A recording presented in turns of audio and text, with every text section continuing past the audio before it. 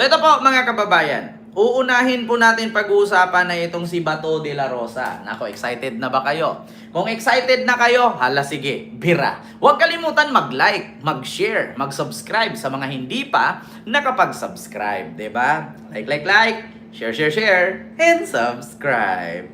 Mga kababayan, ito na nga yung una natin pag-uusapan patungkol kay Bato. Nako po. Mga kababayan, una ko pong gagawin dito, babasahin ko po yung article ng naturang post. Ito po ay nanggaling sa DZRH. Ayan po ha, DZRH. Bato. Basahin ko lang ha. Ito na. Mga kababayan, 2 hours ago, dapat kanina pa ako mag-live alas 10. Actually, alam ko na, hindi pa kagabi, di ba? Nag-live tayo kagabi. Di ba mga kababayan, sinabi ko nga sa inyo kagabi, ang tanging gawin lang ni Bato, either ilaglag niya si Digong, or, di ba, mag-state witness siya. Di ba, sinabi ko yan sa inyo kagabi? Alam ko na kasi mga kababayan, ayaw ko lang pangunahan. Inantay ko lang na may maglabas para hindi tayo magiging fake news. Mahirap kasi mga kababayan na sasabihin ko, ayan na, ilalabas na, ganyan-ganyan na. Mahirap kasi mga kababayan, much better na mas nauna ang kinauukulan na maglabas. So ayun na nga, nilabas na nga, kaya nga pinag-usapan natin yan kagabi. So ito na, nilabas na ng DZRH News, dito 2 hours ago. Ito na, naglabas na ng arrest warrant ang International Criminal Court or ICC laban kay Senator Bato de la Rosa. Ito ay kinumpirma ni Ombudsman Jesus Crispin Boying Rimulya sa programang DZRH Exclusive Session ngayong Sabado, November 8. Paglilinaw ni Rimulya, ang kaso laban kay de la Rosa ay kalakip ng kasong kinakaharap ni dating Pangulong Rodrigo Duterte sa ICC. So, yun po mga kababayan, totoo. Ngayon mga kababayan, dito naman tayo sa isa. Video na kung saan ang DZMM, pagmamayari daw ni Romualdez. Kuha po tayo ng report mula kay Radyo Patrol Steve Raz. Steve, go! Ma'am, kinumpirma ni Ombudsman Jesus Crispin Rimulya na naglabas na ng warrant of arrest ang International Criminal Court o ICC laban kay Senator Ronald Bato de la Rosa na nagsilbing PNP chief noong panahon ni dating Pangulong Rodrigo Duterte. Pero ayon kay Justice Spokesperson Attorney Paulo Martinez, bine-verify pa nila yung nasabing ulat, no? Wala pa rin silang natatanggap na kopya o natatanggap mula sa ICC. Magbibigyan niya sila ng karagdagang detalye sa sandaling maging available yung impormasyon. Nauna na nag-issue ng warrant of arrest ang ICC laban kay dating Pangulong Rodrigo Duterte na nakapit ngayon sa dahig kaugnay ng reklamong crimes against humanity. Yan ang balitang kumpirmado. Sigurado, ito ang Radyo Patrol, Steve Raz. Ayun ha, mga kababayan, clarify. Sabi ko nga sa inyo kagabi pa, sabi ko kagabi, Bato, dalawa lang ang pipilian mo. Gusto ko na talagang isabi kagabi. Ayaw ko lang talaga magsalita kasi nga mga kababayan, gusto ko na mismo ang taas ang magsabi. Sabi ko sa inyo mga kababayan, yung radar ni Kent, no, umabot hanggang Mars. Sir Jero de la Cruz, mega love shoutout. Kaya nga sinabi ko kagabi, Bato, kung talagang mahal mo ang pamilya mo, lumapit ka kay Senator Trillanes. Sabi ko pa nga, kung gusto mo, gawin mo kung tulay para makausap mo si Trillanes. Sabi ko pa nga.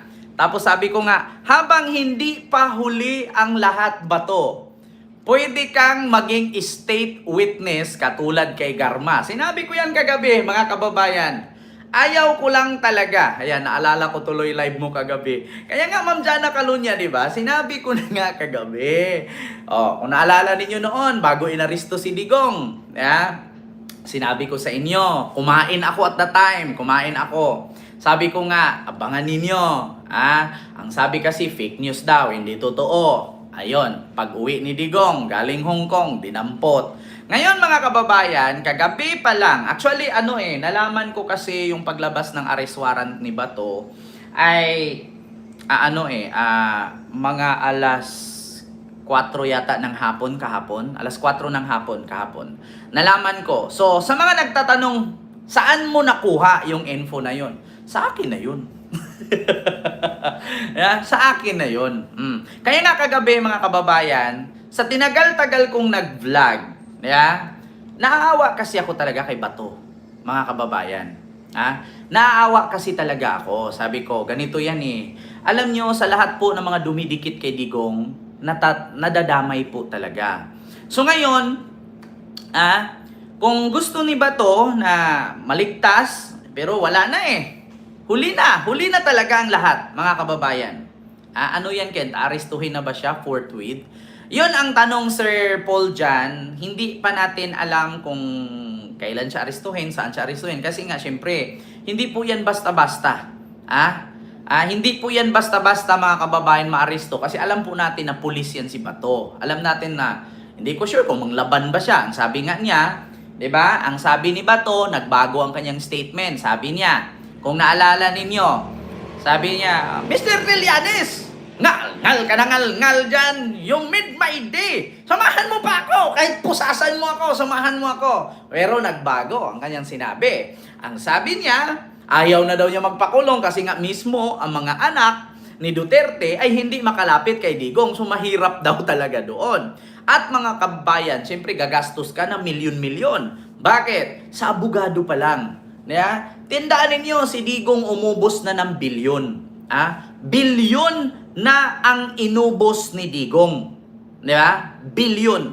Hindi pa rin siya nakalaya. So ngayon si Bato, kung wala din siyang bilyon katulad sa inubos ni Digong, ewan ko lang. Huli na po ang lahat, mga kababayan. I will tell you frankly, huli na po ang lahat. Wala na. Kagabi sabi ko nga, pwede naman siya lumapit kay Trillanes, kausapin niya, mag-state witness siya, katulad sa ginawa ni Garma, ni sino pa, Edgar Matubato, at ni Arturo Las Cañas. Pwede naman sigurong ganon. Ang problema nga, huli na ang lahat. Sabi ko nga, habang wala pa ang warrant, pwede pa yan. Pero alam ko kagabi na may warrant na. Ayun, ngayon nga mga kababayan, kinumpirma po mismo ni Ombudsman Jesus Crispin Remulla na nilabas na po ang warrant. So ngayon, pag once na nilabas ang warrant, may kaso na. May warrant na, huhulihin na siya, ikukulong na siya. Ngayon mga kababayan, ang tanong ngayon, pwede pa ba si Bato maging state witness? Hindi na. Hindi na po. Bakit? Paano siya mag-state witness? May kaso na. May warrant na. Hindi na siya pwede doon na sasabihin niyang, saglit lang po. Baka pwedeng gawin niyo kung state witness. Walang ganun. Diba? Yan, sabi ni Ma'am Jana Calunya. Ayan, ang galing daw ng sino kaya yung insider mo, Sir Ken? Ma'am Jana Calunya, yung insider ko, napaka magaling yan. Diyos ko. Alam nyo, ayaw ko lang kasi talagang patunayan. Naku, Sir Ken, kung gagawing state witness yan si Bato, baka susunod na admin bumaliktad yan. Great supporter. Actually, Ma'am Bitchy Balios, hindi na po yata pwede maging hindi na po yata pwede gawing state witness si Bato kasi may warrant na eh. Yung hindi pa. Yes, yung hindi pa sana sinerve. No, ready to serve the warrant arrest. So ibig sabihin mga kababayan, kapag nilabas na ang warrant, binabaan na siya ng ICC ng warrant together with the Interpol. So sa madaling salita, may kaso na, hindi na pwede. Maliban na lang siguro kung magmakaawa si Bato. Pero alam niyo sa totoo lang mga kababayan, I will tell you frankly pagdating niya doon, kung arestuhin siya dito, pagdating niya doon, hahanap siya ng abogado. Okay lang sana kung katulad siya kay Digong, na pagdating doon, nakahanap agad ng abogado, sumunod agad si Sara, sumunod agad si Mijal Dia, sumunod agad yung mga may nag-aasikaso. Ang tanong ngayon, kay Bato, sino ang mag-aasikaso? Asawa niya, anak niya. Ngayon ang tanong, may bilyon ba siya? Hindi ko naman sa minamaliit si Holy Spirit, 'di ba? Sir T.Y. Tigas. And kay Ma'am Rosario Dagasdas. Hindi ko minamaliit si Bato na wala siyang 1 billion or billion plus. Alam ko meron kasi may pera siya. Senador siya imposible. Pinakamakapangyarihan sa buong Pilipinas, pangatlo ang senador. Una, president, vice president, then senador. So, ang tanong ngayon, kaya ba siyang bigyan ng 1 billion pesos ng Holy Spirit? At tignan natin kung tutulungan siya ng mga DDS. Kasi dito mo mapatunayan, mga kababayan, at dito mo makikita na kung talagang para kayo sa DDS, ay para kayo sa DDS. Pero, lakas ba ng suporta nyo ang pag-support nyo kay Digong sa pag-support kay Bato? Dito natin makikita yan, mga kababayan.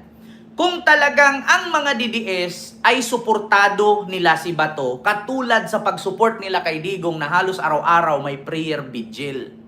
Yeah? Dinadasalan, pinupuntahan doon, binibisita, tapos mag-wilga-wilga, mag-rally-rally. Ngayon, kung hindi nila kayang gawin kay Bato yan, mga putang ina nila, mga tanga sila. Ngayon, mga DDS, sa mga nanonood sa akin, hindi pa ba sapat na sampal sa magmumukha nyo yan? Funduhan yan sila, grupo nilang sindikato, fundingan, sabi ni Ma'am Amy. Ngayon, mga kababayan, at ang mga DDS na nanonood sa akin ngayon, hindi pa ba sapat or patunay na talagang may maling ginawa ang administrasyon ni Duterte? May warrant na si Bato, huhulihin na lang, aarestuhin na lang. Aarestuhin na lang. Hindi naman po pwedeng maglabas si Crispin Remulla ng ganyang balita nang hindi talaga totoo. Masisira po siya. 'Di ba? So ngayon, mga kababayan, ito lang po ang tanong ko. Ang tanong ko ngayon, hindi pa ba sapat sa mga kababayan nating mga DDS na kahit bubo sila? Hindi pa ba sila magigising? Nakulong na ang pinakamakapangyarihan na naging presidente, naging mayor, naging piskal, lawyer, abogado, di ko alam kung may inawakang kaso, na si Digong, nakulong na lahat-lahat. Ang sabi nila, mabait, magaling, masipag para sa bayan. Ngayon na may warrant si Bato at makukulong na si Bato, aarestuhin na si Bato, hindi pa ba sapat sa inyo yan? Bulag pa rin ba kayo? Tanga pa rin ba kayo? Bobo pa rin ba kayo?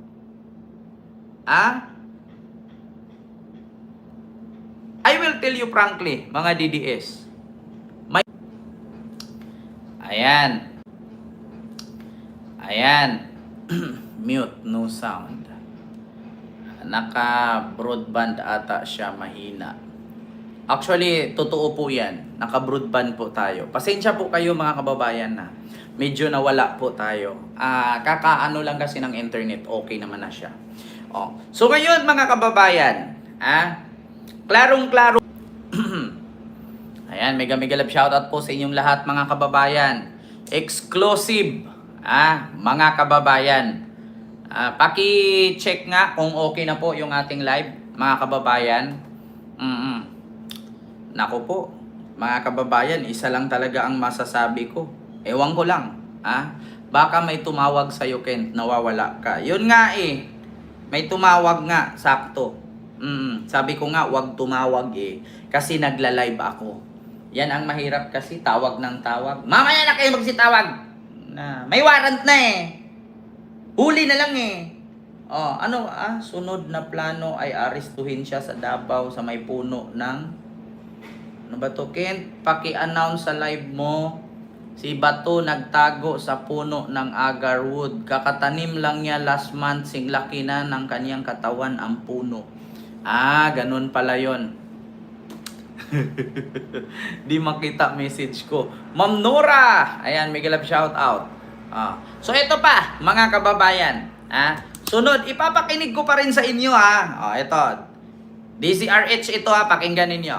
Kasi public interest na ito. Tama. Program to. That the ICC has issued a warrant against Senator Bato de la Rosa. Warrant of arrest. Warrant of arrest. At yan, ICC to, no? International Criminal Court, no? Ombudsman, sinasabi mo nga, kahit na wala na yan sa iyong current jurisdiction as ombudsman, di ba ito ay public interest? So yan ba, confirmed na ombudsman? I think so. I would say so. na I have it in good authority Oo. na may nakipag-usap sa akin kanina Oo. na kaya na-late ako binalita na sa akin. Nagtrabaho ka muna. Oo. Trabaho mo na. So, paano ba? Kasi ano yan ngayon, ang proseso kasi niyan, Oo. bago na kasi. Nung October 1, naglabas na ng new rules on extradition ng Supreme Court. Supreme Court, okay. So this is an extradition issue. Extraditable. Extraditable offense. offense. Oo. Kasi, I remember recently yata. Ang tawag dyan kay Senator Bato would be an extradite. Indicted. Merong parang may inisyong guidance ba o decision o Hindi, rules. Rules ng Supreme Court di ba, tungkol dito. Oo, para malinaw na lahat. On extradition cases. So ito papatak as an extradition case. Yun ang lalabas dyan. At the government to be able to implement this, dapat sundin yung nasa guidelines Na ng bago- Supreme Court. bago- Na bago. Kasi nga, hindi na tayo member ng Rome Statute. Oo. Wala na tayong treaty with the ICC. yes. Although we respect the ICC as Was a a body. legitimate foreign court. Yan, magre-request nga sila ng extradition. Doon na tayo papunta. So ano naman? Ang mangyayari dyan, they will have to file it with the DOJ through the Office of the Chief State Counsel. Patay. Sila ang mag-uusap, and the Solicitor General will be called to represent the government. Meaning ICC. ICC will be the one tawag filing. doon? Filing. Ano ang tawag ICC. doon kung Email extradite? request yan eh. Email Yeah, request. So, Extradite si...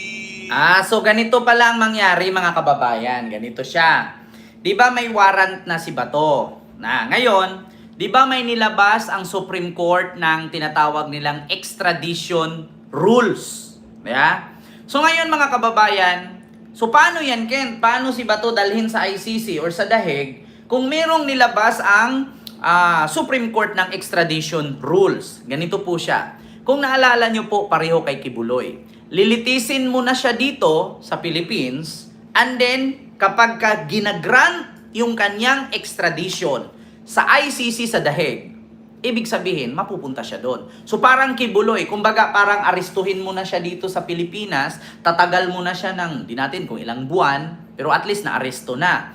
Ngayon, kapag ginagrant ito ng Senate or ng Congress na i-extradite siya at kung ano man ang resulta ng request ng ICC at Interpol na ipasa nila sa DOJ, dahil po si DOJ ay dadalhin niya sa Ombudsman at kung ano man ang pasya or result sa Ombudsman, doon na. So, ngayon, ang sasabihin na naman ng mga DDS nito, bakit unahin niyo si Bato? Bakit ayaw niyo unahin kulong yung mga nasa flood control na magnanakaw? Tandaan niyo po mga kababayan, uulitin ko na naman. 2017 pa lang i-final ni Trillanes ang kaso sa Dahig sa ICC, itong kaso ni Digong at ni Bato. So ngayon mga kababayan, may kasabihan tayo. First come, first serve.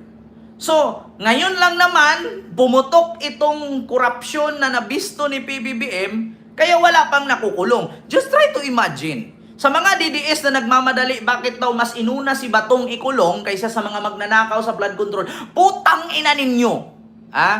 2017 pa lang ipinail yung kaso. 2025 na ngayon, 8 taon ang nakalipas. Putang ina ninyo. Kailan lang, biruin nyo, yung kaso nga ni Digong at ni Bato, 8 taon ang tagal. Tapos yung sa flood control, ngayon gusto nyo agad-agad may makulong. Pag ikulong nyo ngayon, pag nakabawi yan, makakalaya din yung mga hayop na yan. Bakit? Mga bilyonaryo na yan eh. Kaya nilang bayaran. Nasa desisyon na yan. Kung magpapadala sa pera, ang taga-korte. So sa mga nagtatanong, bakit inuna si Bato? Nandiyan naman ang Holy Spirit. Putang ina nyo, nauuna po ang kaso nila kaysa sa flood control. Yung flood control wala pa 1 taon. Buwan pa lang. Simula nung inilabas. Putang ina makininam. Mga DDS talaga, kahit iuntog mo yung ulo, luluwa na yung mata. Sa kakauntog mo sa pader, bobo pa rin. Iuntog mo nang iuntog yung ulo ng mga DDS sa pader, sasabog lang yung ulo, mata lang ang luluwa niyan, wala kasing utak. Pero ang isip nila, DDS pa rin. Utang na loob, credit inside, mga DDS. Sa mga nagtatanong, bakit si Bato ang unang nilabasan ng warrant? Bakit hindi yung mga magnanakaw sa flood control? Potangina nyo mga DDS. Huwag yung initin yung kaluluwa kong Barbie. 2017 pa lang yung kaso na yan. Itong flood control na sinabi ni PBBM, wala pang taon ng inang yan. Isipin ninyo, kung ang kaso nga ni Bato, 8 taong nagtagal. Yung flood control pa kaya? Tang ina nyo. Ang bobobo ninyo. Sarap ninyo pang tusukin ng barbecue steak at sausawan. Buhosan ng sunrocks. Ang bobobo. Tignan niyo dito sa comment. Comment nitong mga potang inang DDS na to. Sarap pang tusukin ng barbecue yung mata. Ang sarap ilambuyog. Di ba? Alam niyo yung ang sarap nila ipaghagis. Ito basahin ninyo babasahin natin. Kita ninyo, continue kasi nawala ito mga kababayan. Proven. Ito. If proven true. Ayan na, sumagot na ang kampo ni Bato, mga kababayan, naglabas na ng statement ang kampo ni Senador Bato. If proven true, we trust that the Philippine government will act in accordance with the rule of law. Naglabas ng pahayag si Attorney Israelito Torion, legal counsel ni Senador Ronald Bato de la Rosa, kaugnay ng mga ulat hingil sa umano'y warrant of arrest na inilabas ng ICC laban sa senador. Pahayag ng kampo ni Bato de la Rosa hingil sa ICC warrant of arrest. We have been made aware of circulating reports claiming that the international or ICC has issued an arrest warrant against Senator Bato de la Rosa. Bakit ngayon we have been claiming na may mga report? Bakit dati ayaw nyong maniwala? Sabi ninyo, tignan ninyo, si Auntie Claire pa at si G. Ruiz nagpakalat ng fake news na warrant daw ni Digong. Wala naman. Bakit ngayon we have been claimed? Naniwala na kayo na mayroon talaga. Kasi nakulong na si Digong We have been made aware of circulating reports claiming that the International Criminal Court or the ICC has issued an arrest warrant against Senator Bato Ronald de la Rosa. At the point, we do not have independent confirmation as to whether or not this information is accurate. Whether for or the public and the media to exercise caution and restraint in sharing or interpreting such reports until verified information is officially released by competent authorities or by the ICC itself. If proven true, we trust that the Philippine government will act in accordance with the rule of law, and any such action shall first pass through the proper local judicial confirmation process consistent with our Constitution, due process. Wow! Due process. Kapag nakabasa ako ng salitang due process akala mo naman yung pinatay ni Bato at ni Digong yung mga adik noon, akala mo may due process.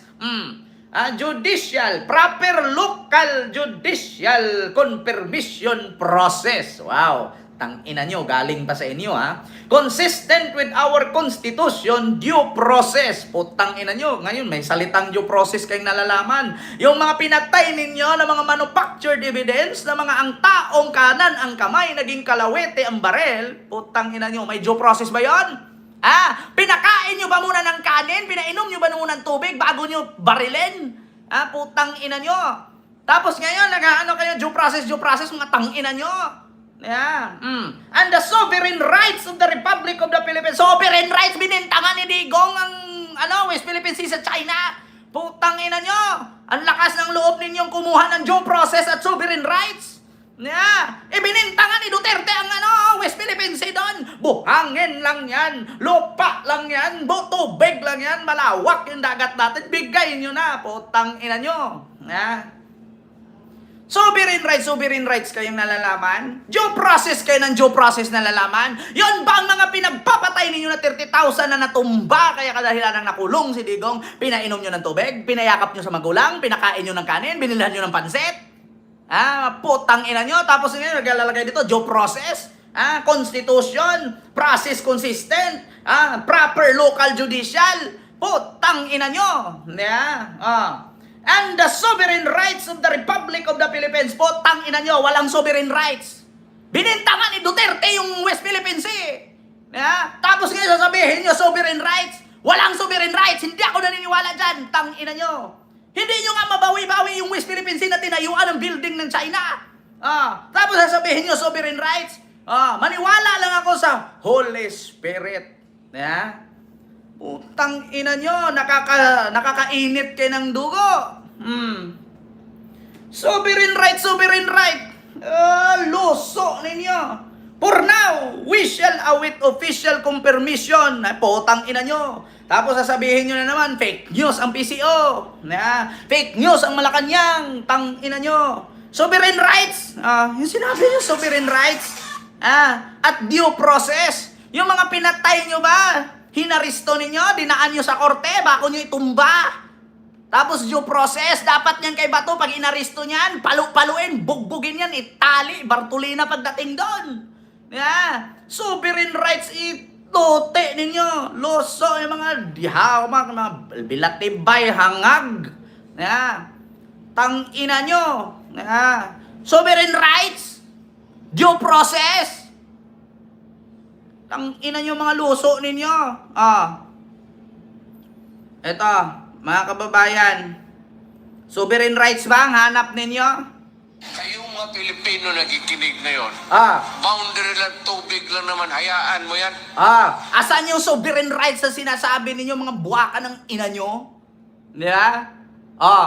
Kayong mga Pilipino, nanood sa akin ngayon, boundary lang ng tubig yan, hayaan nyo yan. Sovereign rights? Sovereign rights? Paano nyo i-explain ito? Saan yung sovereign rights dito?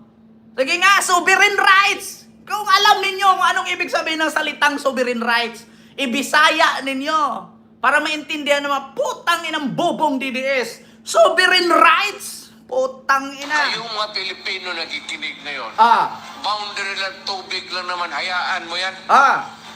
Insist on Philippines, Philippines. Karami ng dagat natin, di ibigay na lang. Sige, iyon na yan. Nakiusap din umano si Duterte kay Kita ninyo? Sovereign rights? Panguntog ko yung ulo ninyo eh. Ngayon, kukuha kayo ng sovereign rights. Ngayon, sasabihin nyo, sovereignty. Pero yung sinabi ni Digong, yung pinaglalaban natin yung West Philippine Sea, boundary lang na tubig yan. Kayong mga Pilipino, nanood sa akin ngayon, nakinig sa akin ngayon, boundary lang ng tubig yan. Hayaan nyo yan eh. Kadami nating dagat.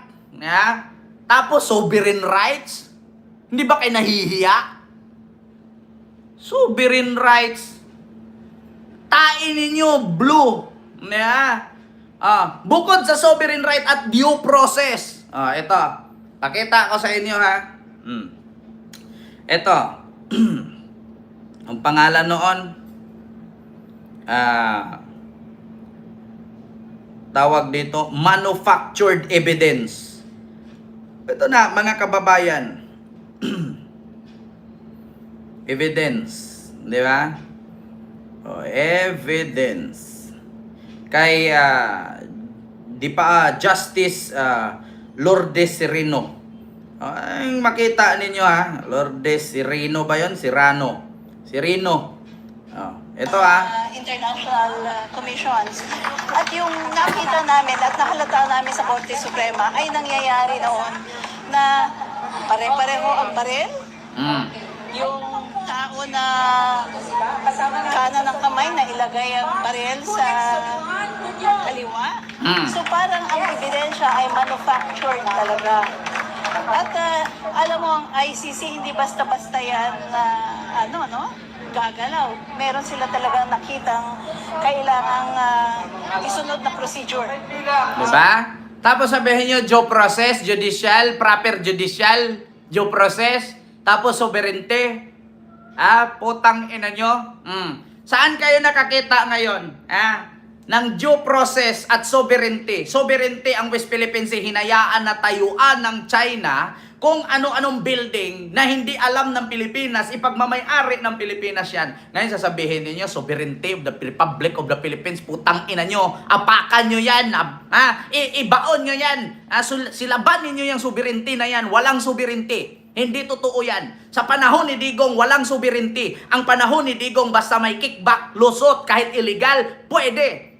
Pugo, isabong, illegal mining, pasok. O anong nangyari sa Cebu? Baha, nilunok, maraming patay. Kasi ang panahon ni Digong, eto, mga kababayan, pakinggan ninyo,